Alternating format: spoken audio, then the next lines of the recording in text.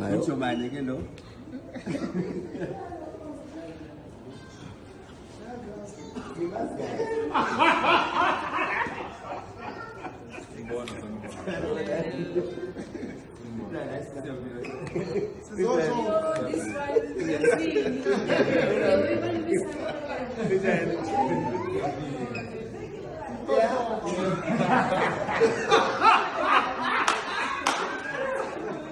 Bebe tu pirila. Alright.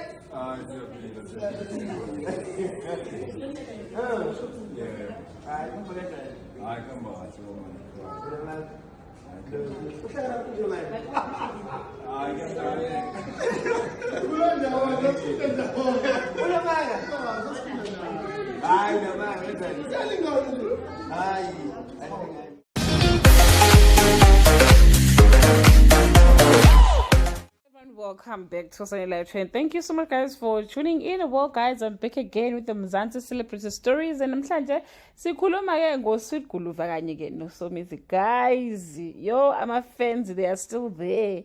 Asabambeke igrudge ukuthi uSomizi wathi nimkhathele ama comment abantu ababethi ke akavotele ke uSweet Guluva, wathi nje lo Sweet Guluva wenu lo uzongawini indlela enenza ngakhona, yabo. So there was one of the interviewer also uSweet Guluva embuza ukuthi ufila kanjani ngendaba ye comment eyenziwa ke uSomizi. Wathi uSweet Guluva, no, I think wengamini kabi, like I'm fine, ngiyamxolela, ngisharp mina naye, and ngiyacela ama fans ukuthi ke amxolele. So in this video, guys, siyabona ukuthi ke uSweet Guluva went to isitolo sika Somizi esilaphana ke eMall of Africa, udlule khona ke, and abantu were like, hayibo, thina sibhizi siyalwa la, silwela into engekho, because these people are getting along. So ama comment abantu komunye uthi, let me correct all of you guys. Sweet Guluva went to his store, even though Somizi was saying asinandaba nalo Sweet Guluva wenu.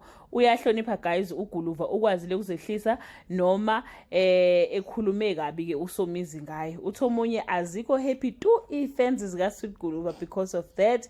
Wathi omunye, because in that video, guys, behleka kakhulu, as you can see kule video ukuthi bayahleka. Uthi omunye kuhlekwa thina ama fans ziwuzwile ke lo yasanibonani, nozwe lo yasanibonani ngavota kahle. Wathi omunye ke, every day uSweet Guluva teaches me something. I've been humbled today, head bowed. Sweet Guluva. Somizi didn't mean it in a bad way. Sweet Guluva understand very well. Danko both of you. Sweet Guluva and Somizi, what a wow. So guys, yeah, izinto ezinye ngampela kufanele ukuthi abantu bangazili, because uyosala wedwa wena usabambela umuntu igrudge, abantu sebedlule kuleyo nto leyo.